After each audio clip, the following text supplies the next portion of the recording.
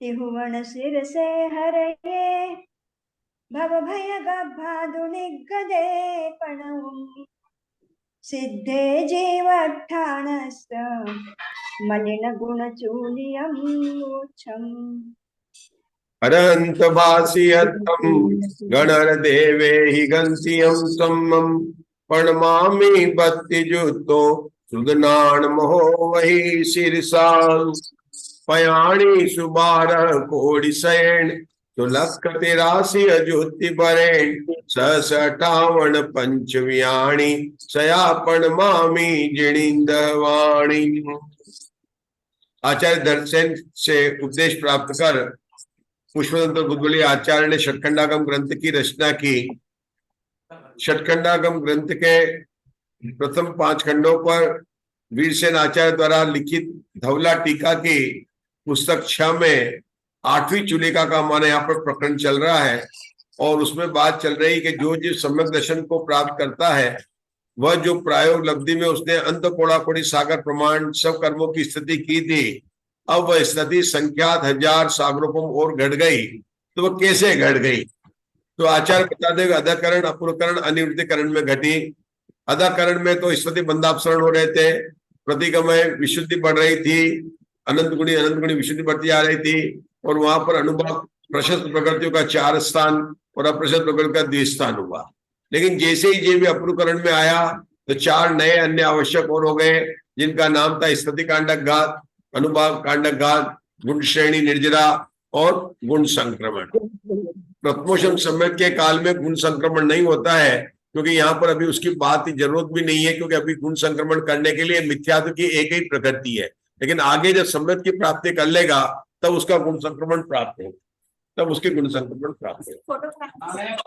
हाँ ये सब हो ना, नहीं हो तो कोई बात नहीं। तो गुण संक्रमण बाद में होगा, लेकिन अभी हमारी बात चल रही है कि गुण पहले हमने तो देखा स्थिति बंधापसरण के बाद में देखा कि स्थिति बंधापसरण और स्थिति सत्वापसरण में क्या अंतर है। बातें हमने देखी कि सत्व में स्थिति को घटना वो सत्वापसरण है और बंध में घटना वो कहते हैं बंध ने कम कम होकर बनना वह स्थिति बंधापसरण है। उसके बाद जो प्रकरण अपना चल रहा था गुण श्रेणी निर्जरा का चल रहा था। गुणित प्रमाण में देना, जैसे अपकर्षण करके द्रव्य को नीचे देना, ये क्यों दिया जा रहा है आप लोगों को मतलब समझना चाहेंगे। ये इसलिए दे रहा है कि विशुद्धि से कर्म परमाणु नीचे आ रहे हैं, उसके असंख्यात गुण श्रेणी निर्जरा जब आएंगे तो कर्म परमाणु बहुत ज्यादा गिरेंगे। अपने तत्वार्थ में पढ़ा ना, असंख्यात गुण श्रेणी निर्जरा होती है तो निर्जरा और बनेगी, इसलिए गुण श्रेणी यहाँ पर बन रही है। और ये गुण श्रेणी वास्तव में देखा जाए तो लगातार होती रहती है, मतलब किसमें अपूर्वकरण में अनिवृत्तिकरण में बनती रहेगी। तो उसमें किस प्रकार से द्रव्य दिया जा रहा है उसकी बात यहाँ पढ़ रहे थे और राजेश भैया हमारे यहाँ पर वाचना भी कर रहे थे यहाँ पर, और बता रहे थे कि जैसे ऊपर के निक्षेप का द्रव्य देना है। तो राजेश भैया बताएंगे क्या आपने अभी तक पढ़ा और क्या बताएंगे? सामान्य सबको एक बार बता देंगे तो स्पष्ट हो जाएगा, आपको काफी स्पष्ट हो गया है। आप म्यूट है अभी भाई साहब। गुण श्रेणी में जो अपकर्षण उत्कर्षण का नियम है वो चल रहा था कि उदाहरण दिया था उन्होंने कि एक उद्यावली जिसका 16 समय का निक्षेप है, जिसमें उससे ऊपर की जो 17 से 32 तक है वो दूसरी उद्यावली है। तो उसके 17वें जो समय का निक्षेप है वो नीचे कैसे जाते हैं वो बता रहे थे कि पहले समय को छोड़कर जो बाकी के 15 समय है उसका 2/3 भाग को छोड़ दें तो 1/3 5 रह जाता है। तो 5 और 1 6 समय तक का जो निक्षेप है उसमें आके वो मिल जाते हैं और उसको निक्षेप कहते हैं। और उससे ऊपर के जो है उसको जो ऊपर के बचे 16 में 10 वो अति स्थापना कहलाते हैं। बाद में फिर जब 17 से 18वें समय के जब वही सेम प्रोसेस होती है तो उस समय फिर वही रूल लागू होता है। उसमें 6 समय का जो निक्षेप है वो तो वही रहता है, लेकिन जो अति स्थापना का जो समय है वो 10, 11, 12, 13, 14, 15, 16 जब तक नहीं हो जाता, यानी कामली नहीं हो जाता, यानी कि 24वें समय तक के निक्षेप जो के जो द्रव्य है जो नीचे जाता है उस टाइम तक यही प्रोसेस चलती रहती है। पहले जो निक्षेप है वो 6 समय का ही रहता है और जो अतिस्थापना है वो एक एक से बढ़ते हुए 16 तक हो जाता है। उसके बाद फिर से वही प्रोसेस दोबारा चालू हो जाती है। अब और ये वो अब निक्षेप अधिष्ठापना 16 ही समय रहेगी, मतलब अब इससे नहीं बढ़ेगी। अभी ऊपर जो है ऊपर आगे देता रहेगा, ठीक है ना। इतना अपन ने पढ़ा है, अब इसके आगे पढ़ते अपन। चलो पढ़िए राजेश भाई, आप पढ़िए। जब अति पेज नंबर बोल सको, पेज नंबर बोल अपना दीजिए। कुछ लोग बाद में ज्वाइन हुए, पेज नंबर बोल दीजिए, लाइन नंबर बोल दीजिए। 227 है। जब अति स्थापना आवली मात्र हो जाती है यानी कि 16 समय की हो जाती है, तब उससे ऊपर निक्षेप का ही प्रमाण एक एक समय की अधिकता से तब तक बढ़ता जाता है जब तक कि उत्कृष्ट निक्षेप प्राप्त ना हो जाए। यानी कि जो पहले निक्षेप 6 समय का था, अब वो बढ़ के 7, 8, 9, 10 यानी कि ऊपर तक 16 तक जितनी स्थिति है। हाँ, ना हो जाए। यद्यपि वहां धवलाकार जी ने उत्कृष्ट निक्षेप का प्रमाण नहीं बतला है, तथापि जय धवला और लब्धिसार जी आदि ग्रंथों में उसका प्रमाण एक एक समय अधिक 2 आवली से हीन उत्कृष्ट कर्म स्थिति प्रमाण लाया गया है। एक समय अधिक 2 आवली से हीन करने का कारण यह है, 2 आवली कितना हुआ? 16 दूनी 32 और एक समय उससे अधिक। हाँ 33। हाँ उसका हमारे उदाहरण की मैं बता रहा हूँ। उसका कारण यह है कि विवक्षित कर्म के बंद होने के पश्चात एक आवली तक तो उदीर्णा हो नहीं सकती है, इसलिए वह एक चिलावली वह एक चिलावली। अचिलावली काल हाँ, आबादा काल में गया। तो आबादा काल में गया और अंतिम निषेक से नीचे की अंतिम आवली अति स्थापना रूप है, अतः उसमें निक्षेप नहीं होगा क्योंकि वह अति स्थापना रूप है। उन्होंने 2 भेद किए थे ना, एक आवली के, एक निक्षेप, वो आप पढ़ लो, निक्षेप 3 लाइन पढ़ लो, 3 लाइन पढ़ लो, फिर बताता हूँ। तथा अंतिम निषेक का द्रव्य अपकर्षण कर अति स्थापनावली के नीचे निक्षिप्त किया ही जा रहा है, अतः उसे ग्रहण नहीं किया। इस प्रकार एक समय अधिक 2 आवली से हीन शेष समस्त उत्कृष्ट स्थिति प्रमाण उत्कृष्ट निक्षेप का प्रमाण जानना चाहिए। यह प्रमाण अव्याघात स्थिति का है, व्याघात स्थिति का क्रम इससे भिन्न है। चलो अब हम बता दें, अभी तक अपन ने समझ लिया था कि जब अति स्थापना 16 हो गई है, तब अब निक्षेप जो है 6 से 7, 8, 9 क्रम से बढ़ता जाएगा। अब कहां तक बढ़ जाएगा? जब तक उत्कृष्ट निक्षेप नहीं प्राप्त होता है। धवला में वीरसेन आचार्य ने यह नहीं बताया कि उत्कृष्ट निक्षेप कितना होता है, लेकिन यहाँ पर उन्होंने विशेषार्थ में उसको अपने को रेफरेंस देके बताया कि अन्य ग्रंथों में इस बात की बताई कि उत्कृष्ट लब्धि सार बताया, कषाय पौर्णमाय उत्कृष्ट निक्षेप कितना होता है।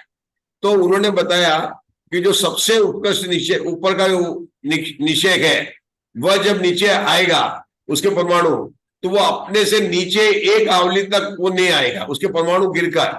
जैसे ऊपर का निषेक 1000 है, तो 1000वें निषेक का जो परमाणु है वो नीचे जब आएंगे तो वो कहां पर आएंगे कि नीचे 1000 के बाद में नीचे 16 समय के एक आवली तक वो नहीं आएंगे, और एक अपना वो खुद का समय उसमें नहीं जाएगा, वापिस उसमें से निकाला ही है। तो 1000वां समय और 999 से लेकर 16 समय की एक आवली तक नहीं देंगे। उसके बाद में नीचे से, कहां से? नीचे से 17 से चालू किया था, यहां तक जो पूरे आ जाएंगे, यहां तक उसका पूरा द्रव्य चला जाएगा।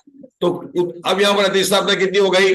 एक तो नीचे वाली आवली थी, एक ऊपर वाली आवली, 2 आवली, और एक समय खुद उसका जो उत्तर जिसमें दिया जा रहा था उसकी। इस प्रकार से एक समय अधिक 2 आवली, इतना जो उत्कृष्ट निक्षेप होता है। हमने सिर्फ यहां पर बताया अन्य ग्रंथों से कि उत्कृष्ट निक्षेप कैसे निकालना, ये बात उन्होंने बताई। फिर लास्ट की 2 लाइन लिखी, वो विषय यहां पर नहीं है, व्याज्ञात और अवज्ञात।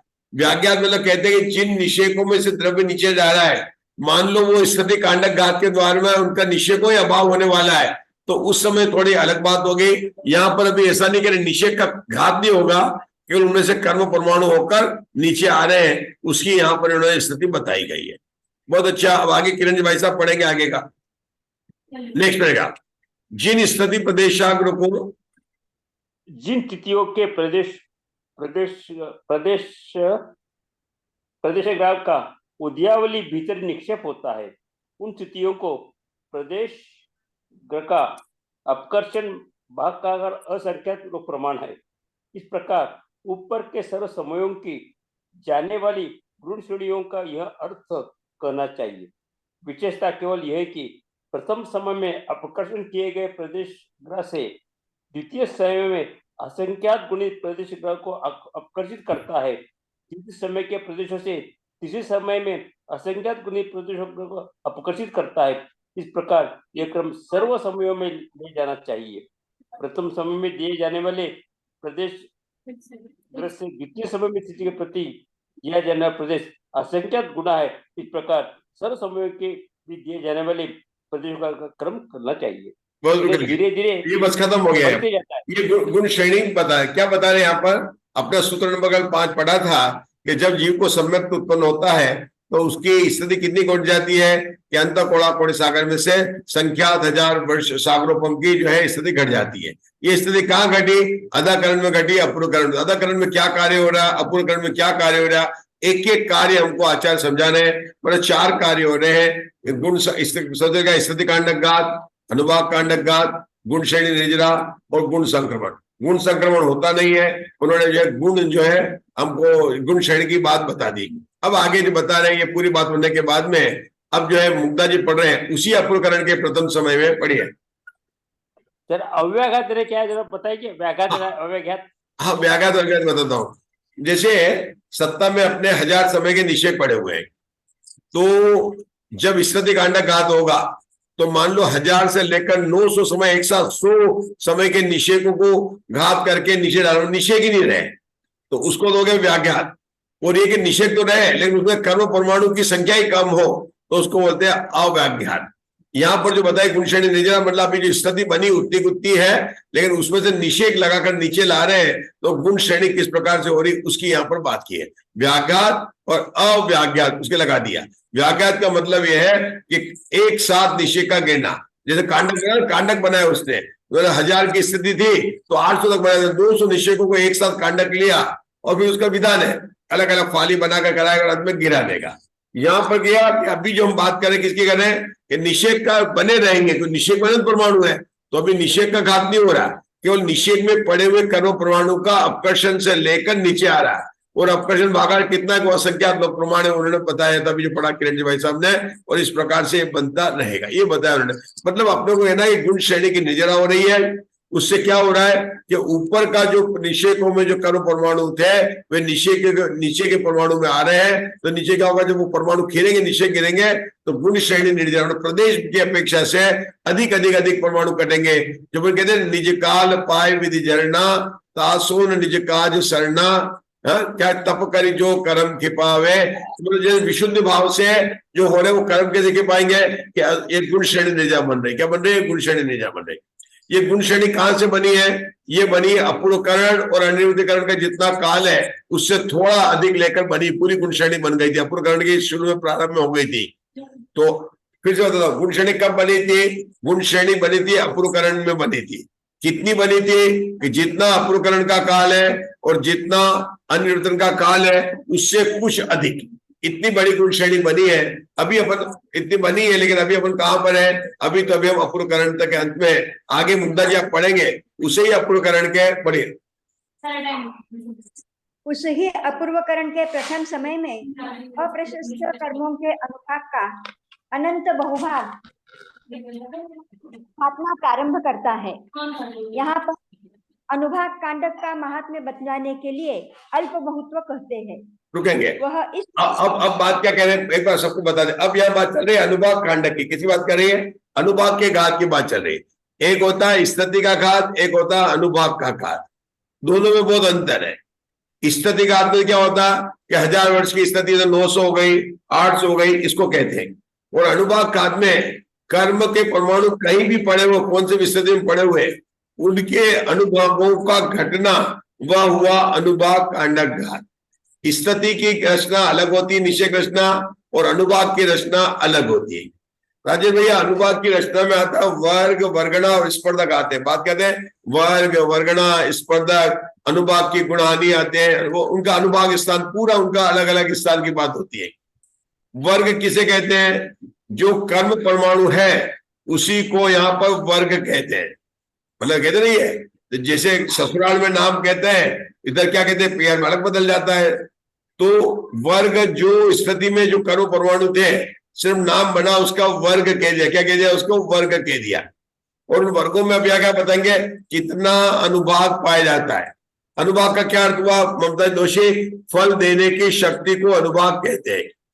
ये अनुभाग सभी कर्म परमाणु में एक सा नहीं होता है, जीरो किसी में नहीं होता है, लेकिन कम होता है, नीचे होते हैं। जैसे अपन आम लाए तो कोई पके आम लाए तो सबको खट्टा तो नहीं होता है, लेकिन कोई कम मीठा होता है, कोई ज्यादा मीठा होता है। रत्नगिरी हापुस होगा तो और ज्यादा मीठा होगा, देवगढ़ का हापुस होगा और ज्यादा मीठा होगा, लेकिन बादाम में सफेदा होगा तो कम होगा। तो ऐसे ही अनुभाग कर्म परमाणु में अलग अलग होता है, लेकिन जीरो नहीं होता है। तो वो अनुभाग करता है, लेकिन कैसे बढ़ता है? एक एक प्रदेश से बढ़ता जाता है। मतलब माना कि अनुभाग सबसे मीठा आम 100 का था, दूसरा 101 का, 102 का, इस प्रकार से उसका अनुभाग बढ़ता जाता है। ये अनुभाग बढ़ता था कि दुगना हो जाता है। हाँ, 100 से शुरू किया था तो 200 डबल मीठा वाला भी मिलता है, लेकिन 100 से एक एक करके बढ़ता है, लेकिन कुछ जगह तक तो बढ़ता है। माना 170 तक बढ़ा एक एक करके, लेकिन 170 के अंदर सीधा 200 आ जाता है। फिर 200 से बढ़ेगा तो 280 तक गया, लेकिन फिर सीधा 300 आ जाएगा। तो ये जो 100 वाला है उसका एक स्पर्धक हो गया, 200 वाले का एक स्पर्धक हो गया, 300 वाले का एक स्पर्धक हो गया। अभी अपने को साधारण समझना है कि यहाँ पर बात चल रही है अनुभाग की। अब जो मुद्दा जी पढ़ने जा रहे हैं वो बात कहेंगे स्थितिक अनुभाग कांडक घात। हम क्या पढ़ रहे थे राजेश भैया? हम पढ़ रहे थे अभी तक स्थिति के बारे में पढ़ रहे, अब बोल रहे हैं अनुभाग कांडक घात।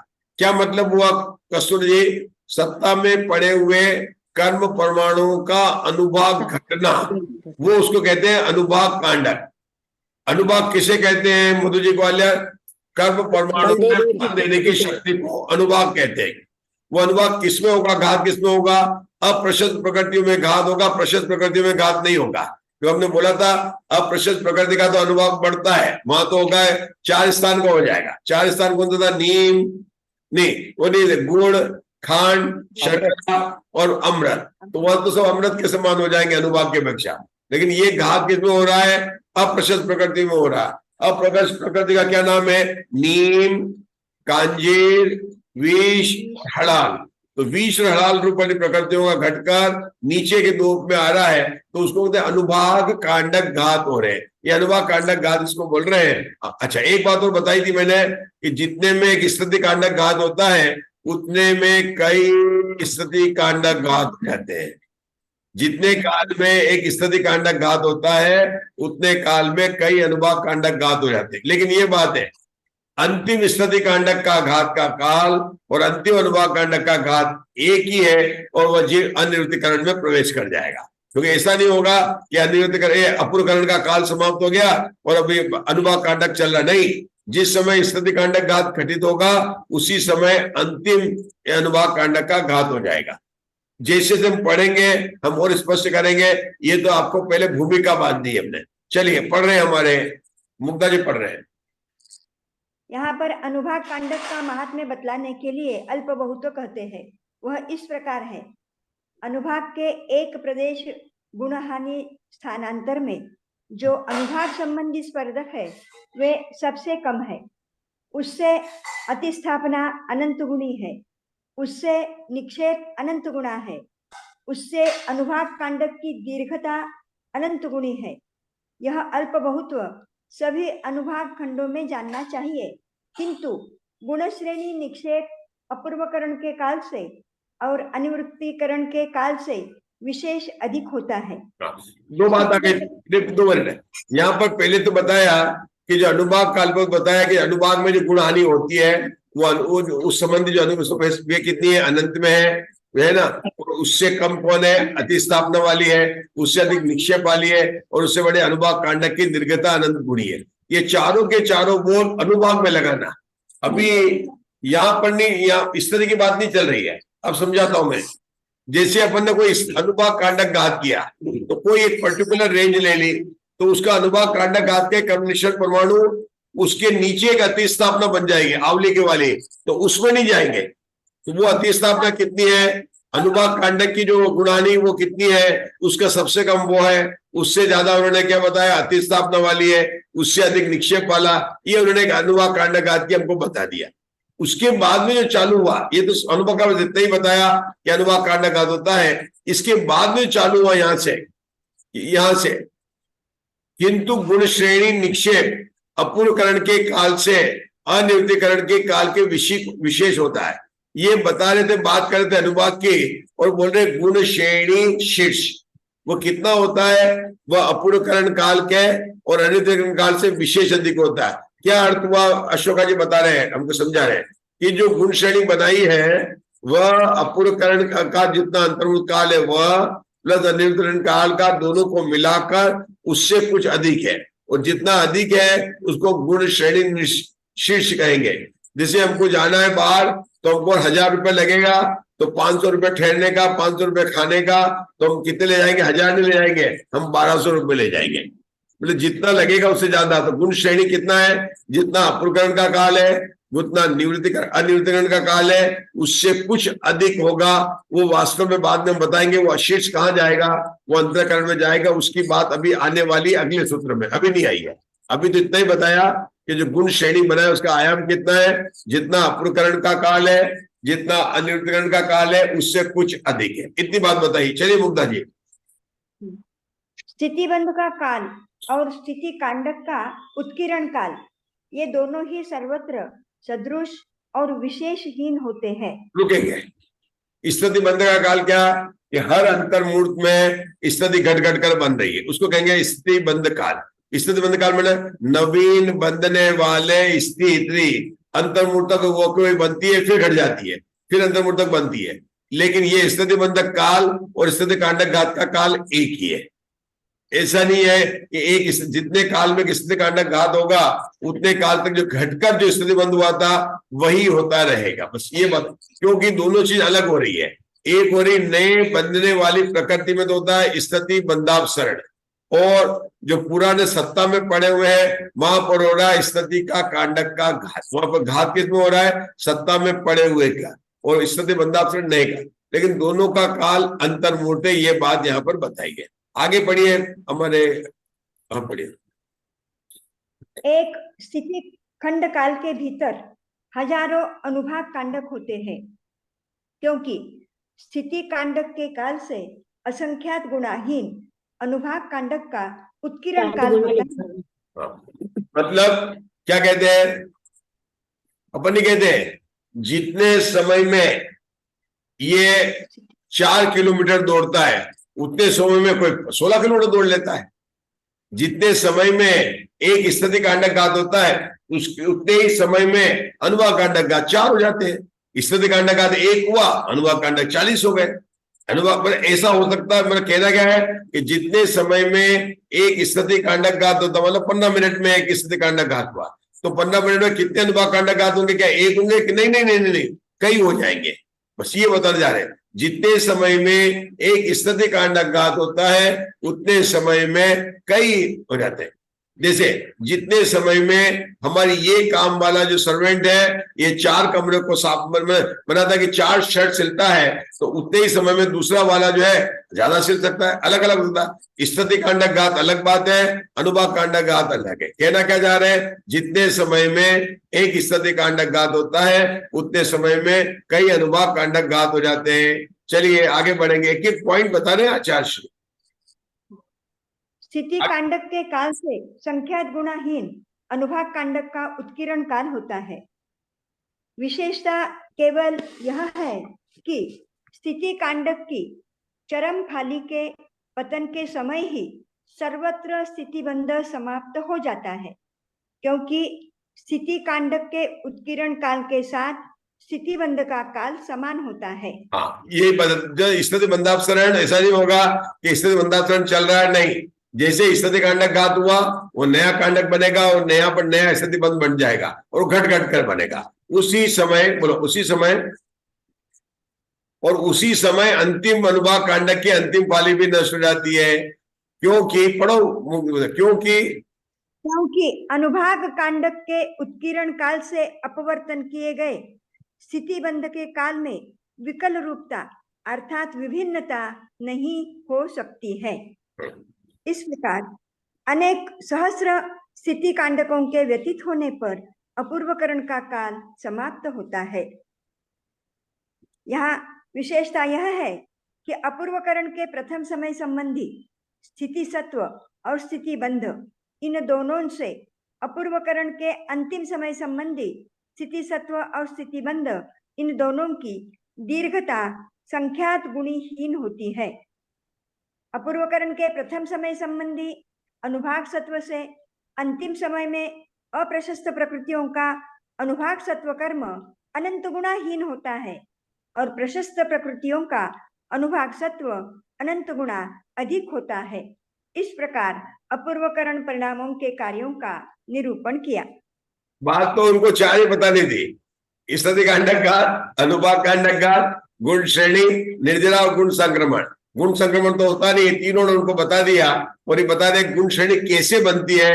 अनुभाग कांडककार ने और विशेष बातें बता दी, वो उन्होंने वहां पर बताया तो इतना ही था। प्रश्न उत्का की संख्या 1000 सागरों में स्थिति कैसे घट जाती है, तो वहां पर स्थिति कांडककार की बता रहे थे। अब अपूर्वकरण का गुण समाप्त हो गया है। हमारे ममता जी दोषी पढ़ने वाले हैं अनिरुद्धकरण का। पढ़िए आगे, बोलिए। उक्त अपूर्वकरण का काल पढ़िए ममता जी। उक्त अपूर्वकरण का काल, अगर आप तैयार नहीं तो कस्तूरी जी तैयार हो जाएंगे।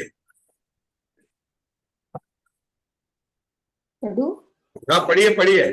उक्त अपूर्वकरण का काल, उक्त अपूर्वकरण का काल समाप्त होने के अनंतर आगे के समय में अनिवृत्तिकरण को प्रारंभ करता है। उसी समय में ही अन्य स्थिति खंड, अन्य अनुभाग खंड और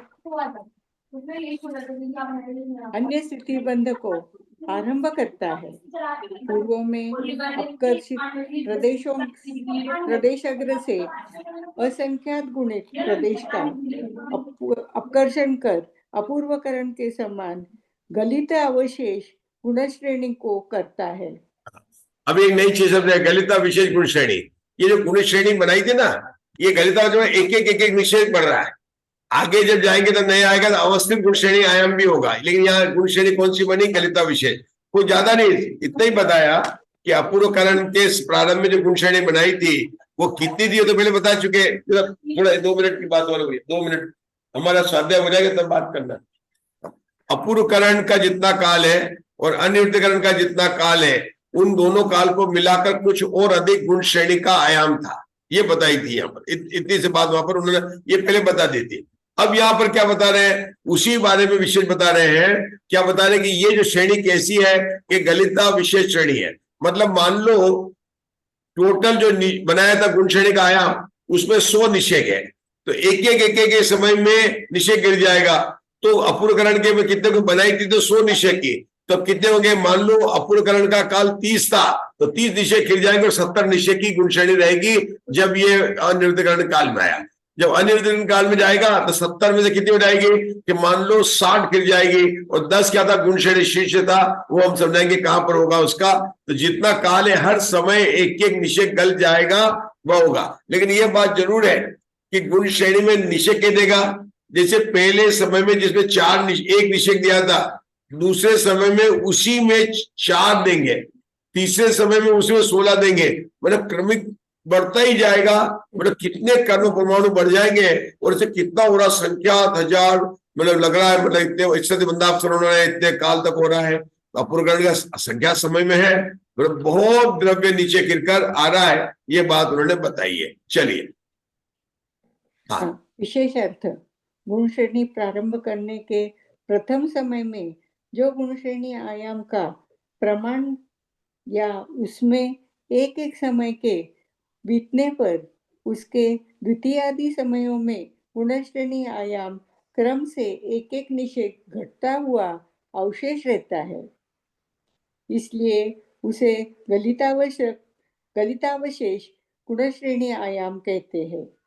यद्यपि यहाँ पर गुण श्रेणी का प्रारंभ अपूर्वकरण के प्रथम समय से हुआ था और तब से यहाँ तक बराबर गुण श्रेणी जारी है, तथापि उसके आयाम का प्रमाण क्रमशः एक एक समय प्रमाण गलित या कम होता जा रहा है।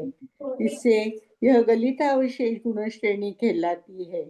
देखो लब्धि 7 वचनिका पृष्ठ 22। बस रुक जाएंगे, मतलब ये उन्होंने विषय तो बता दें कि यहाँ पर गलिता विषय। अब आपको ममता जी आप तैयार हो गए कि पढ़ना है, शंका पढ़ना है? ममता जी तैयार है क्या? ममता जी दोषी, शंका? हाँ तैयार है।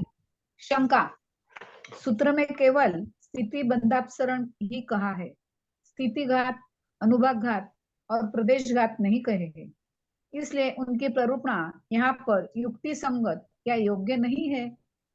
समाधान, नहीं, क्योंकि ताल प्रलंब सूत्र के समान यह सूत्र देशामर्शक है, अतएव स्थितिघात आदि की प्ररूपणा घटित हो जाती है। रुक जाएंगे। शंका करने के पूछा कि आपने 5वें सूत्र में तो केवल इतना ही बताया था कि जब सम्यक को उत्पत्ति करता है तो उसके अंत कोडाकोटि सागर से जो है क्या संख्यात हजार सागरों पर उसकी स्थिति घट जाती है, तो आपको तो केवल स्थिति बंधापसरण की करनी थी, लेकिन आपने ये सब ये क्या स्थिति कांडक घात, अनुभाग कांडक घात, गुण श्रेणी निर्जरा, अति स्थापना, निक्षेप, इतना सब क्यों बता दिया आपने? ये तो नहीं बता रहा, इसकी बात तो गुण इसमें है ही नहीं कही गई है, ऐसा शंकाकार का प्रश्न था।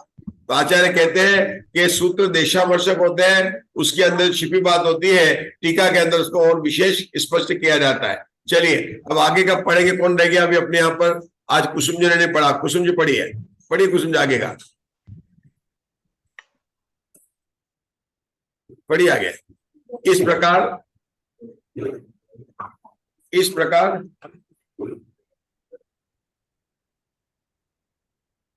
आपकी आवाज नहीं आ रही किसी की भी,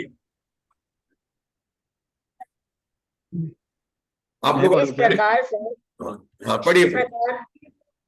इस प्रकार से स्थिति बंध और स्थिति कांडक घात और अनुभाग कांडक घातों के व्यतीत होने पर अनिवृत्तीकरण के काल का अंतिम समय प्राप्त होता है।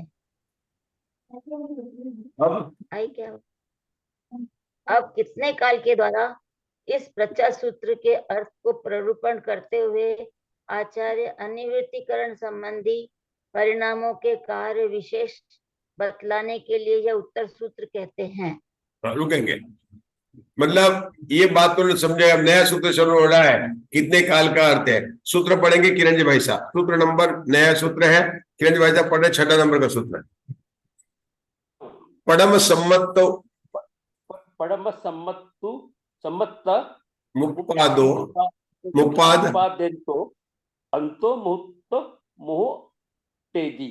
हाँ चलिए हिंदी में। प्रथम सम्यक को उत्पन्न करता हुआ साथी से मिथ्या जीव अंतर्मूर्त काल तक हटता है, अर्थात अंतकरण करता है, हटाता है अर्थात अंतकरण करता है। हाँ, ये बिल्कुल अच्छा शब्द लिखा है। अब क्या करेंगे, ये जो प्रथम सम्यक काल है ना, तो ये क्या करता है अनिवृत्तीकरण काल में? ये अंतर्मूर्त के लिए अंतकरण की स्थापना करता है। अब ये क्या बताने वाले हैं कि आखिर में सत्ता में तो मिथ्यात्व पड़ा हुआ था, है ना, और जब आपका प्रथम सम्यक उत्पन्न हुआ तो जीव सम्यक दृष्टि कैसे हो गया? क्योंकि हर जगह मिथ्यात्व तो पूरे के पूरे सत्ता में पड़े हुए हैं। तो ये क्या करेगा, जैसे अभी मान लीजिए कितने बज गया, अभी बन गया अपना 8:35 हो गया। 8:35 से मान लो किसी को 8:45 पर सम्यक दर्शन होने वाला है, तो अभी क्या होगा, 8:35 पर हो रहा है तो 8:45 पर होने वाला है, तो क्या करेगा, 8:45 से लेकर 8:55 तक के जितने निषेक है उनका जो द्रव्य पड़ा निषेक का वह ऊपर नीचे कर अंतरकरण कर देगा। कैसे कर देगा? जैसे रास्ता चल रहा है और प्राइम मिनिस्टर की गाड़ी आ रही है तो चारों तरफ से ट्रैफिक आ रहा है, तो क्या करेंगे, वो रोक देंगे ट्रैफिक, और जब प्राइम मिनिस्टर की गाड़ी जाएगी जितने तक इधर का भी रोक देंगे, इधर का भी रोक देंगे, गाड़ी निकल जाएगी। ऐसे ही जितना प्रपोजन समय का काल है उस काल में, मतलब हमने बताया कि 8:45 से 9 बजे तक किसी को सम्यक दर्शन रहना प्रपोजन समय का काल है। अंतर्मूर्त अपन ने 15 मिनट मान लिए। अब सत्ता में जो 8:45, 8:46, 9 बजे तक इस प्रकार से 15 मिनट, एक मिनट का एक निषेक पड़ा हुआ है, उस निषेक में जो कर्म परमाणु है उसको हटाकर या तो 9 बजे से आगे के निषेकों में या 8:45 से नीचे के, मतलब 8:35, 8:36 इसमें डाल देगा और वहां पर जो है कर देगा, अंतरकरण कर देगा। और जैसे ही 9:45 का टाइम आएगा, अनिरुद्धकरण का काल समाप्त हुआ और 9:46 के निषेक को तो एक भी द्रव्य नहीं मिलेगा मिथ्यात्व का, तो कहेंगे, उसको कहेंगे प्रथमोषम सम्यक्त हो गया। जब 8:46 का आएगा तब भी नहीं है, 47 का तब भी नहीं है, 48 का आया, पूरे 9 बजे तक के निषेकों में कोई भी मिथ्यात्व नहीं था, इसलिए प्रथमोषम सम्यक्त हो गया। उसको बोलते, इस विधि को कहते हैं अंतरकरण करना, यानी गैप तैयार करना। ये बात हमको आज यहाँ पर बताने जा रहे हैं, मतलब ये बात अब छठे सूत्र के अंदर आचार्य श्री हमको समझा रहे हैं। क्या बता रहे हैं मुग्धा जी? कस्तूरी बता, चलो कस्तूरी बताओ क्या बता रहे हैं। सम्यक्त्वी उत्पत्ति के काल में जो निषेक ऊपर और नीचे जाते हैं वह उधर मिथ्यात्व के निषेक नहीं रहते हैं, उसको अंतःकरण काल कहते हैं। हाँ। मुग्धा जी आप बताएंगे। हाँ, जब भी प्रथमोपशम सम्यक दर्शन उत्पन्न होगा, उस समय जो सातिशय मिथ्या दृष्टि है वह एक अंतर्मुहूर्त काल तक जो मिथ्या के निषेक है उसमें वो अंतरकरण करता है। हाँ, तो उसमें तो इसलिए क्या होगा, मिथ्या दृष्टि हो गया। तो ये बात यहाँ पर उन्होंने बता दी, इसको पढ़ेंगे तो अपने को क्लियर होगा। क्लियर भाई आगे थोड़ा पढ़िए इसका हिंदी में। यह सूत्र अंतःकरण का प्रणुगुण करता है। शंका, प्रथम सम्यक्त्व के अभिमुख जीव किसका अंतर करता है? समाधान, मिथ्यात्व कर्म का अंतर करता है, क्योंकि यहाँ पर अनादि मिथ्या दृष्टि जीव का अधिकार है। अन्यथा पुनः जो 3 भेद रूप दर्शन कर्म है उसका सबका अंतर करता है। रुकेंगे, अभी बहुत अच्छा इंटरेस्टिंग विषय है, अब इसमें बहुत समझना है। अपन कल मतलब अगले में करेंगे, शायद कल अपनी क्लास नहीं होगी लेकिन परसों होगी। कल क्लास नहीं होगी, कल मैं ट्रेवल कर रहा हूँ मुंबई के लिए, तो परसों फिर अपनी जो है वहां पर हो जाएगी। ठीक है, तो कल नहीं, इसलिए मैंने आज क्लास ले ली आपकी। अब हम जिनवाणी स्तुति करेंगे, है ना, और परसों वहां पर जो है फिर से मैं क्लास शुरू कर दूंगा। जिनवाणी स्तुति करती हूँ, करिए।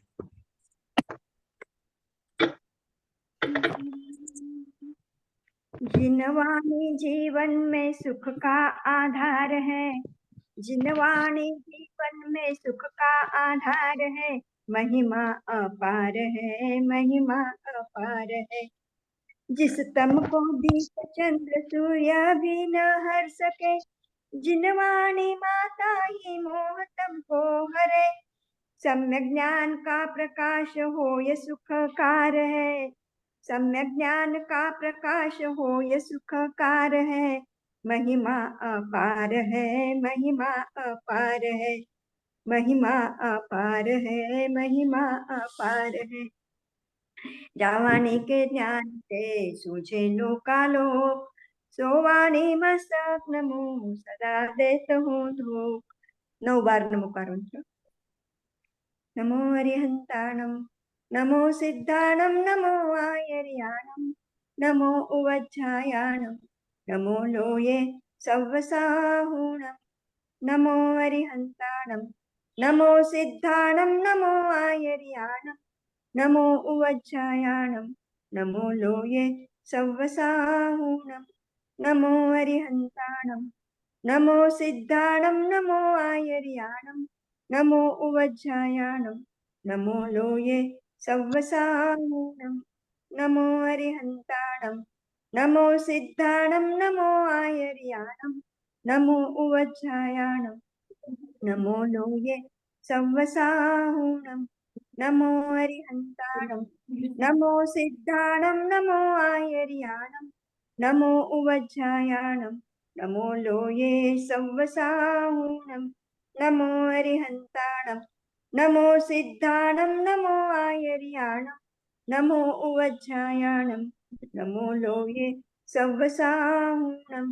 नमो हरिहंताणम, नमो सिद्धाणम, नमो आयर्याणम, नमो उवज्झायाणम,